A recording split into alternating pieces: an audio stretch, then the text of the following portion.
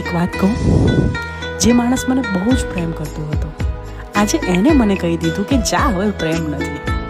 વિચાર કર મને કેવું લાગ્યું હશે.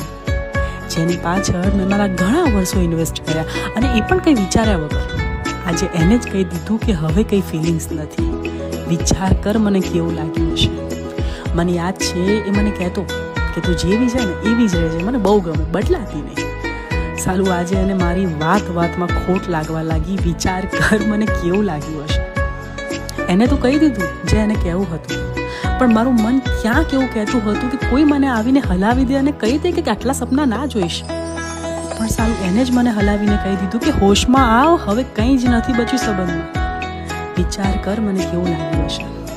હું બધું આ નહીં આપું એને ક્યારે પણ જ્યારે એને એના જેવું કોઈ મળી જશે ને, ત્યારે એને સમજાશે કે મને એ ટાઈમમાં કેવું લાગ્યું હશે.